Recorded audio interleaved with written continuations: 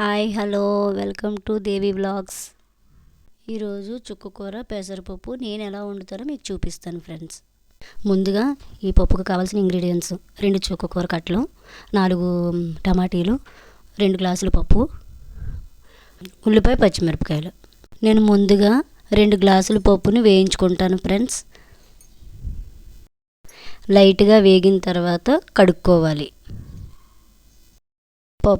పెసరపప్పు బేగా ఉడికిపోతే ఒక 3 గ్లాసులు వాటర్ వేసుకుంటే సరిపోతుంది. నేనైతే గిన్నెతో వేసుకున్నాను.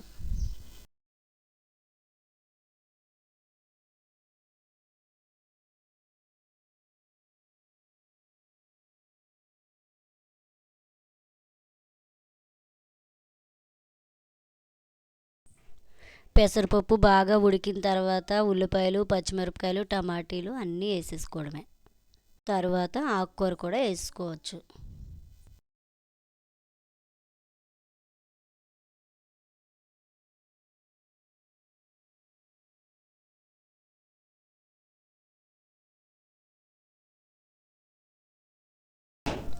కడిగి పెట్టుకున్న చుక్కకూరను కూడా వేసుకున్నాను. వేసుకున్న తర్వాత మూత పెట్టేసుకోవడమే.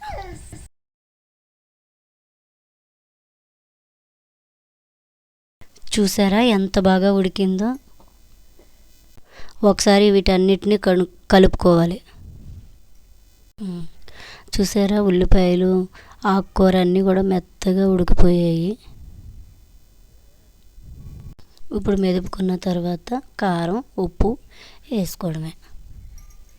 సరిపడినంత కారం వేసుకోండి, సాల్ట్ కూడా వేసుకోండి.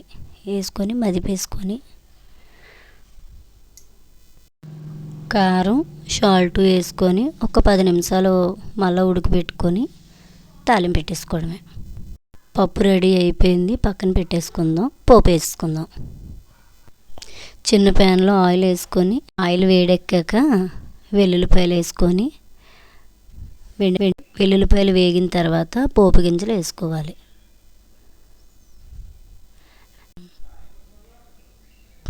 ఎండుమిర్చి, తర్వాత కరివేపాకు వేసుకొని, నెలగా కొత్తిమీర కూడా నేను పోపులోనే వేస్తాను.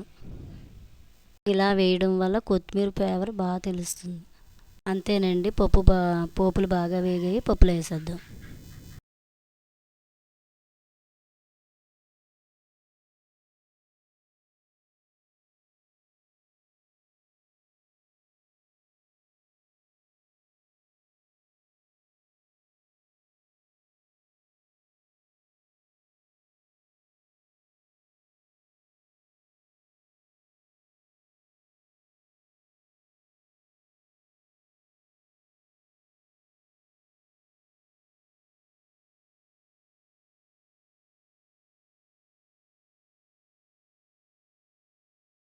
అండి, నా పద్ధతిలో చుక్కకూర పప్పు రెడీ. ఇలా చేసి చూడండి, టేస్ట్ చాలా బాగుంటుంది. మీరు కూడా ట్రై చేసి మీకు ఎలా వచ్చిందో కామెంట్ చేయండి friends. Thank you for watching. Please subscribe Devi vlogs. Bye friends, next వీడియోలో కలుద్దాం.